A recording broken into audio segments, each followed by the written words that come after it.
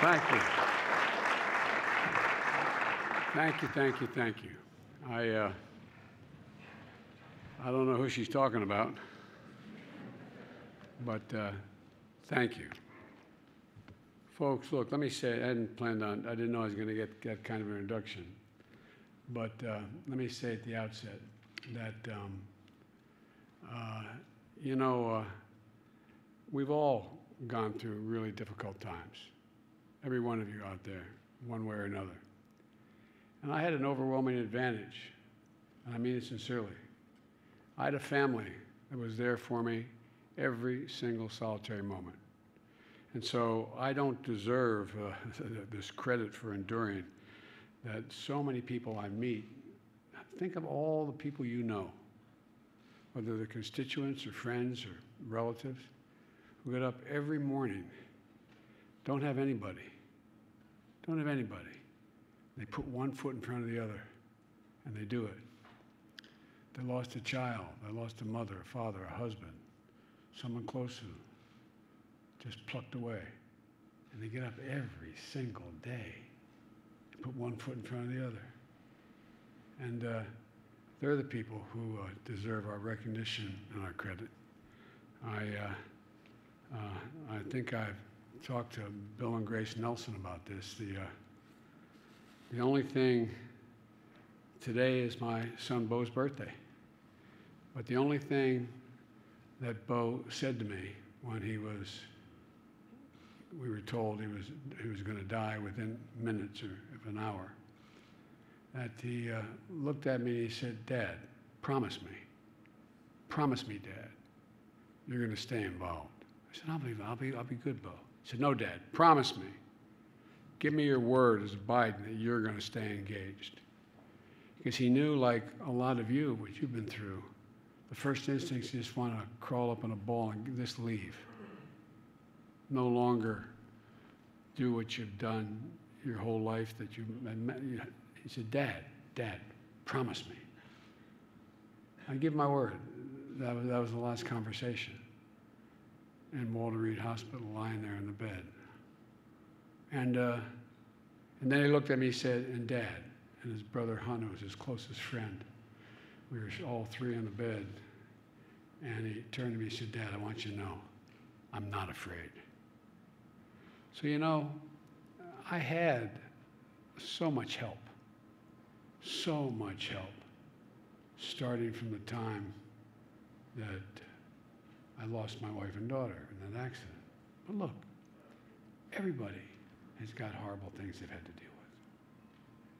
And we've watched them I sat in the Senate for 36 years.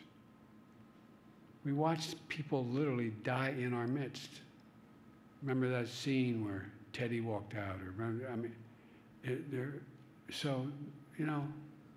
I'm flattered that you think as highly of me as you stated, Kristen, but I had a lot of help.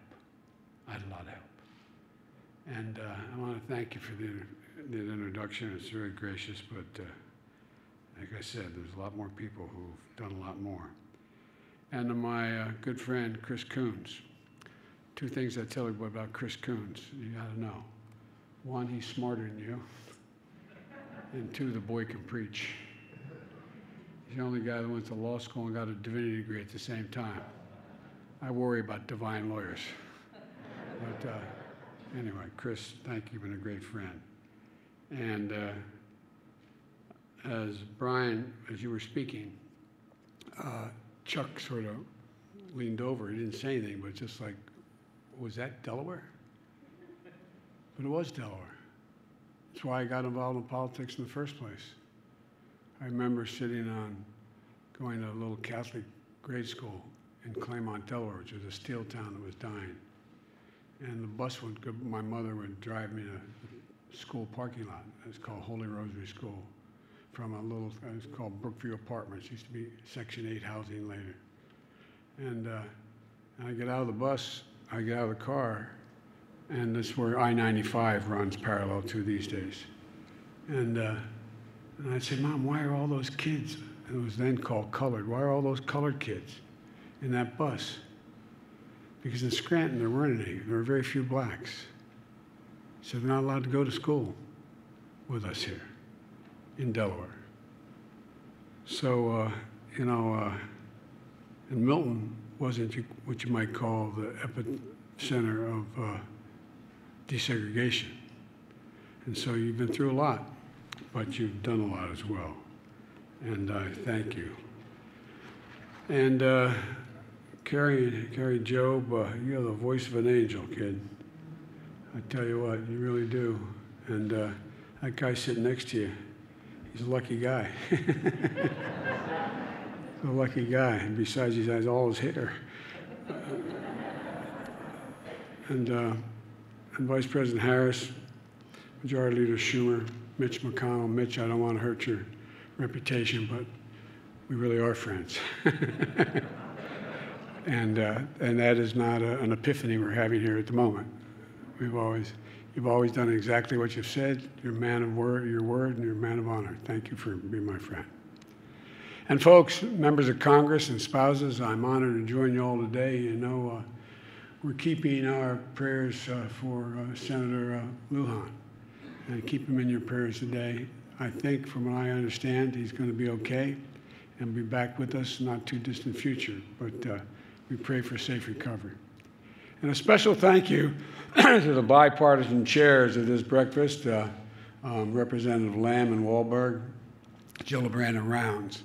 Mike, I know it's been 3 months to this day that you lost Gene to cancer. So you know of what I speak. And it's like losing a piece of your soul. And I remember. Today, as I said, is a day that a lot of us can remember the times and what we lost, each of us. And just like I miss my son every single day, I know he's always with me, for real. He's always with me. Congressman McBath, just like your precious son Jordan, he's always going to be with you, for real. It becomes a piece of you. You know, how many times do you all been through this, about to make a decision, say, what would Bo want, or what would Jill want, or what would, whatever it is. And for everyone out there who has lost a piece of their soul, they're always with you. And all through the pain, I think if you can find purpose of a life that makes you worthy in their eyes of what they expect of you. This breakfast usually is held in a big Washington hotel with a big crowd. Today we're here in the Visitor Center of the United States Capitol with a much smaller crowd. A more intimate setting to see each other here and listen to each other, standing in this, which is in governmental terms, a sacred place. And think about our former colleagues and close friends we lost in this year. Bob Dole, Harry Reid, Johnny Isaacs, who was a hell of a guy, Max Cleland, Carl Levin, Mike Enzi, John Warner, Walter Mondale. And, I learned a long time ago, never make one good eulogy. Because if you make one good eulogy, you got to do a lot of eulogies. But I've had the pleasure of knowing their families, and there's a lot of good friends, both sides of the aisle, who disagreed on many, many things, who still talked and listened to one another.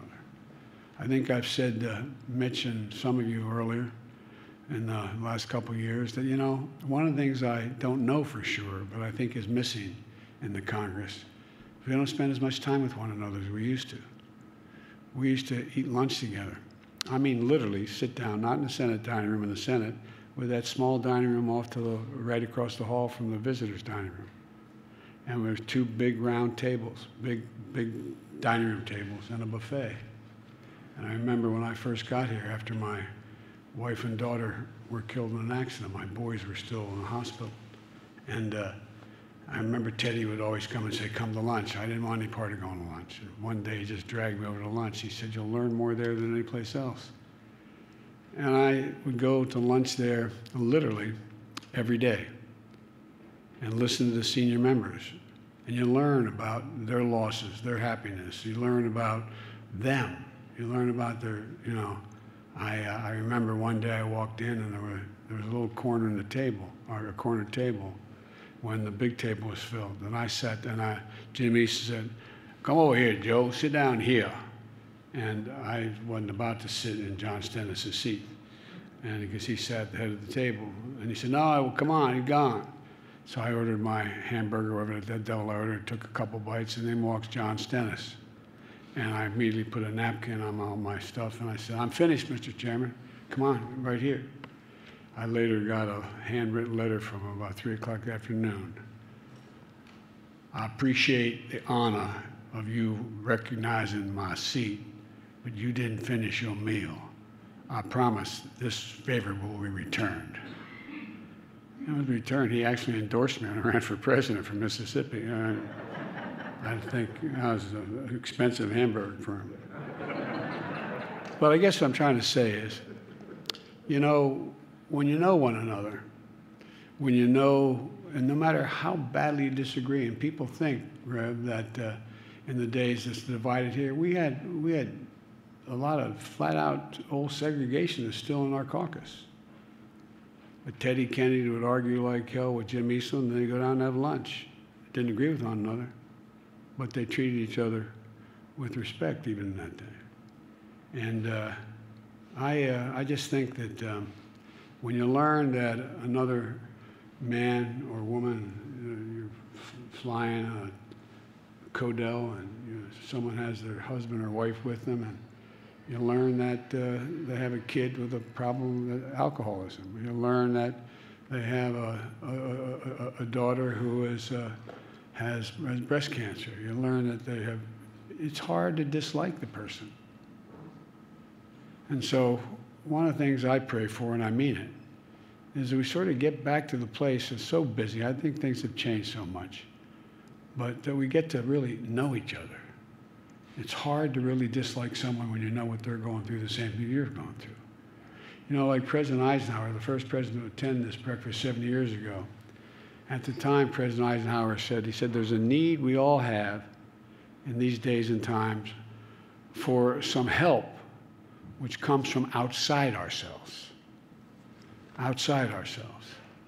I've attended many of these prayer breakfasts over the years with our nation at war, in struggle and strife, peace, and times of prosperity when everybody was getting on. But a nation in prayer. Jill and I have been humbled by the prayers of so many of you, and it means everything to us. We pray for our nation as we face the inflection point in our history. So much is going to change, no matter who's sitting in my job. The world is changing. The world is changing. There's the moment, but there's also a moment of great progress, of lives saved in this pandemic, not just the ones lost, new jobs created for people, new hope, rebuilding the nation, but also a moment of pain for the lost lives and the lives that lost in this pandemic, and the cruel twist of fate that occurred. You know, at a moment of great division of our democracy is at grave risk. I pray that we follow what Jesus taught us, to serve rather than be served. I don't always do it. I hope try. I don't always do it.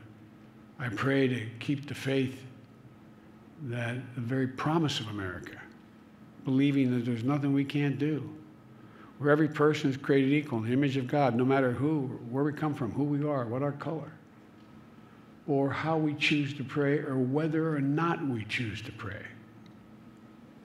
They deserve to be treated equally throughout their lives. Faith in the very idea of America that can be defined, in my view, by a single word. I've been saying this for over 30 years. When I get asked to define America, one word: possibilities. Possibilities. One of the reasons why other countries sometimes think we're arrogant is we believe anything is possible. Anything is possible. And faith in the American people will prove each and every day we're a great nation because we're at our heart a good people. We do bad things and we get frightened. St. Augustine wrote that a people was a multitude defined by a common object of their love. I believe the common objects of our love that define us Americans are opportunity, liberty, dignity, respect, honor, service, truth. Things everybody recognizes both here and around the world. As I stand in this citadel democracy that was attacked 1 year ago, the issue is, for us is unity. How do we unite us again?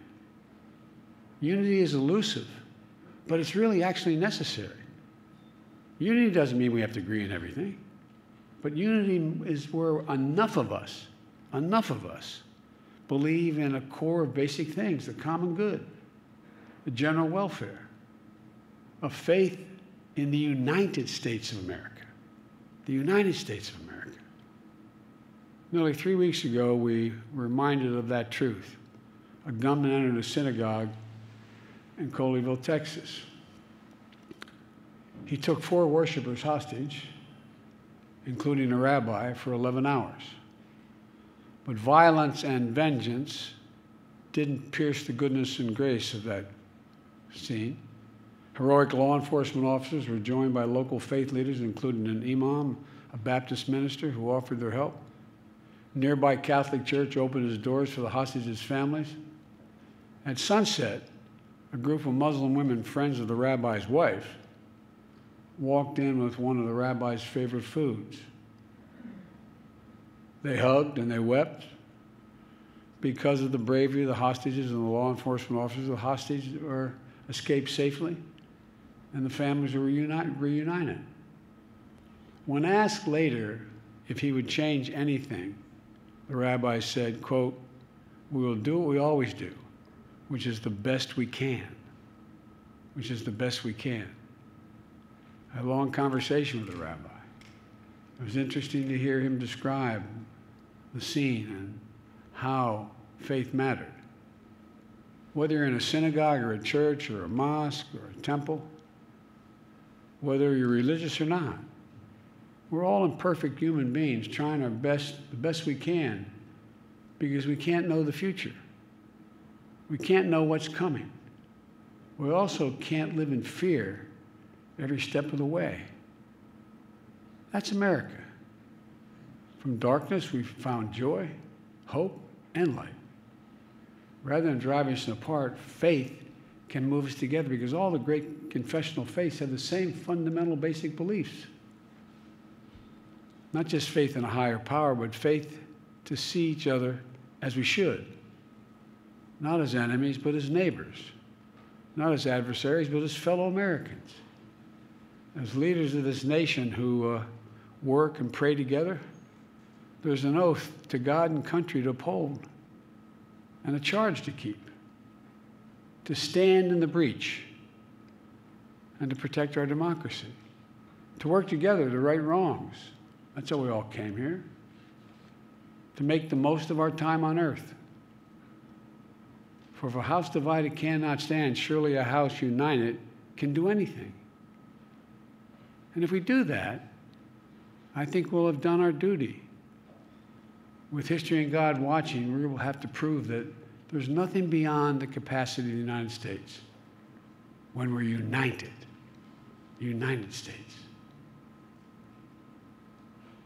You know, some of the senior senators are here. Used to kid me because I was quoting Irish poets on the floor of the United States Senate. And there's a poem, The Curate Troy, written by an Irish poet who I got to know.